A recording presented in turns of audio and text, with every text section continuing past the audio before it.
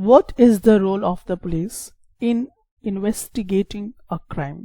देखिए, हम लोग अक्सर इस तरह का एक मेंटलिटी बना के रखे हुए हैं कि कोई भी अगर घटना घटती है हमारे आसपास में तो हम सभी क्या करते हैं, सबसे पहले पुलिस को इन्फॉर्म करते हैं और हमें ऐसा लगता है कि पुलिस ही सब कुछ कर सकती है। कौन गिल्टी है, कौन इनोसेंट है, इसका डिसीजन हम लोग ये समझ लेते हैं कि पुलिस ही लेती है। लेकिन मैं आपको बता दूं कि ऐसा नहीं है, पुलिस हर चीज़ का डिसीजन नहीं लेती है। तो हम लोग इसमें यही सीखेंगे कि आखिरकार पुलिस का रोल क्या होता है। तो देखिए, एक्चुअली में होता क्या है, पुलिस का एक अहम फंक्शन है जब वो इन्वेस्टिगेशन करता है। कोई कंप्लेन आया उनके पास और वो कंप्लेन का क्या करेगा, इन्वेस्टिगेशन करेगा।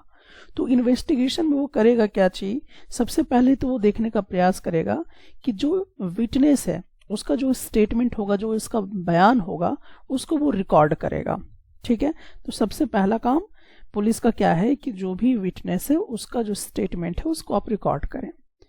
दूसरी बात कि जो सबूत हैं उसको आप कलेक्ट कीजिए ताकि एक ओपिनियन जो है वो जो गिल्ट है उसके बारे में बन सके।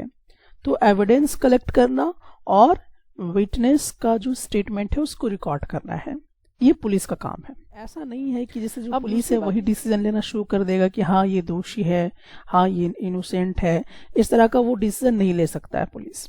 उसका काम सिर्फ इतना ही है कि वो विटनेस का जो भी स्टेटमेंट है उसको रिकॉर्ड करे और जो भी एविडेंस है, जो भी प्रूफ है, उसको इकट्ठा करे। जो भी पुलिस को इन्वेस्टिगेशन कंडक्ट करना है उसमें भी ध्यान रखना है कि जो लॉ है, जो ह्यूमन राइट्स है, उसको ध्यान में रखते हुए हर काम को करना है। लेकिन अगर कोई व्यक्ति दोषी है तो उसका डिसीजन कौन देगा, जज देगा। ठीक है, तो सुप्रीम कोर्ट के पास या मान लीजिए जो भी कोर्ट वगैरह में जाएंगे वो उसका डिसीजन लेंगे। साथ ही साथ आपको ये मैं बता दूं कि सुप्रीम कोर्ट का एक गाइडलाइंस भी सेट है।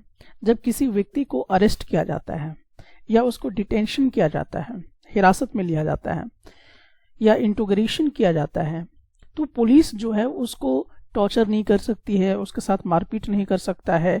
यहाँ तक कि अगर कोई मामूली सा अगर अपराध भी वो किया है तो भी उसके साथ मारपीट नहीं कर सकता है, उसको टॉर्चर नहीं कर सकता है। तो ये सुप्रीम कोर्ट का इस तरह से क्या किया हुआ है, एक गाइडलाइंस बना हुआ है। इसलिए इसको नज़रअंदाज करके पुलिस काम नहीं कर सकती, ऐसा सुप्रीम कोर्ट का गाइडलाइंस है। साथ ही साथ एक पावर दिया गया है जिसमें हम लोग देखेंगे कि आर्टिकल 22 के विषय में।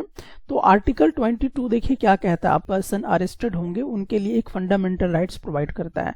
तो क्या प्रोवाइड करता है कि जिस व्यक्ति को अरेस्ट किया गया है, किस कारण से किया गया है, वो रीजन भी उसको बताना पड़ेगा।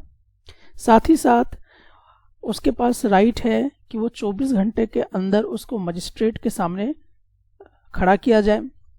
साथ ही साथ and the right not to be ill treated और टॉर्चर्ड, यानी कि उसको उसके साथ बुरा व्यवहार पुलिस नहीं कर सकती, उसको टॉर्चर नहीं कर सकती है।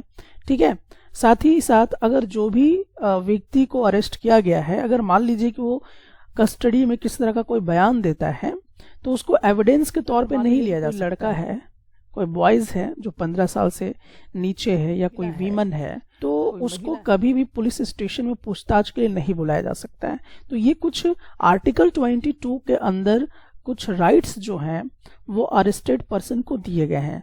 तो यहाँ पर आप समझ चुके होंगे कि आखिरकार पुलिस का रोल क्या है। तो पुलिस का रोल सिर्फ इतना ही है कि वो जो भी कंप्लेन उसके पास जाता है, विटनेस का स्टेटमेंट रिकॉर्ड करे और एविडेंस को कलेक्ट। ठीक है, और सुप्रीम कोर्ट अपना एक गाइडलाइंस तैयार किया है कि पर्सन को टॉर्चर नहीं करोगे, पनिशमेंट नहीं करोगे। ठीक है, आर्टिकल 22 जो है वो एक पावर देता है जो भी अरेस्टेड पर्सन है